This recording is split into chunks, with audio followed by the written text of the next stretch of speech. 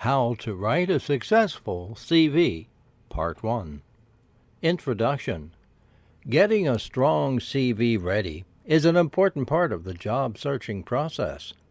A good curriculum vitae, CV, is essential when looking for work, especially when there are many candidates for the same position.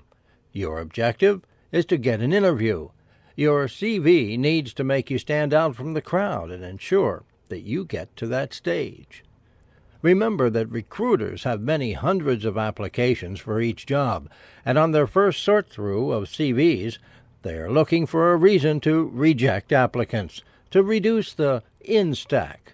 So, if you can't be bothered to present a professional CV with no errors, and to demonstrate that you have researched a job and believe you are right for it, your CV will be one on the outstack. Your CV and covering letter are your chance to show an employer the best of what you've got and who you are. It's about selling your skills and experience and showing them you're the right person for the job. It should make it easy for employers to appraise your key skills and your work experiences to determine whether you're appropriate for the role. How you write your CV and covering letter is up to you, but there are some basic rules to follow if you want to create the best impression. Opinions vary as to the best template or format to use. There is no definitive answer. It will depend on a number of factors, including the stage of your career, the type of position you are applying for, the country you are applying to work in, and each sector may require a different emphasis on a particular aspect of the content, such as career history or qualifications. Don't assume that one CV will fit all applications. It needs to be a very targeted document for the role that you're going for. Many people have several CVs if they have worked in several sectors. They may have a general one and different one designed to appeal to a certain sector, such as sales. There are some basic rules on how a CV should be written and the information that should be included. We will look at some examples and samples in detail later. A CV should be neat and typed if possible. It should also be concise, usually no more than 2 sides of A4. A straightforward font and formatting is required, and the spelling must be checked. Poor spelling is the quickest way of getting a rejection.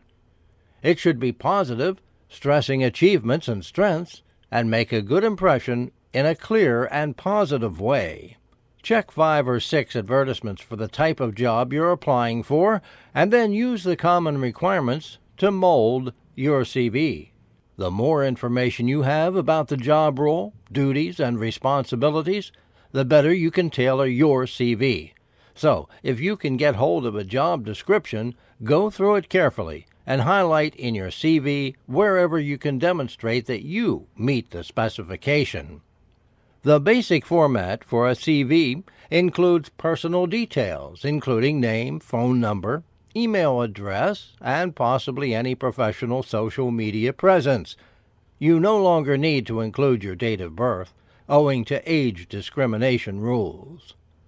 A personal profile which sells yourself and your qualities, tailored towards the job you are applying for.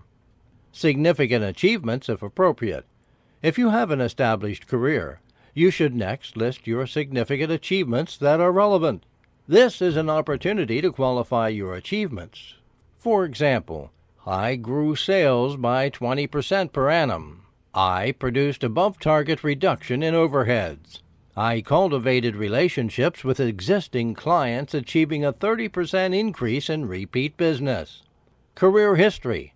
Starting with your most recent job first, include dates and temporary or voluntary jobs if appropriate. Qualifications and training, both academic and from previous jobs, with the most recent first. Interests, if they are relevant, and especially if the skills are relevant for the job. Any extra information, such as reasons for a career change or reasons for gaps in career history, such as caring duties. References, ideally 2 or more, and including a recent employer. Before each application, review your CV against the job specification and make sure that it highlights that you're the right match for the job. Check you have outlined specific skills you have to offer the employer, experience you have in the specific field, appropriate personal qualities for the role, and understanding of the job requirements.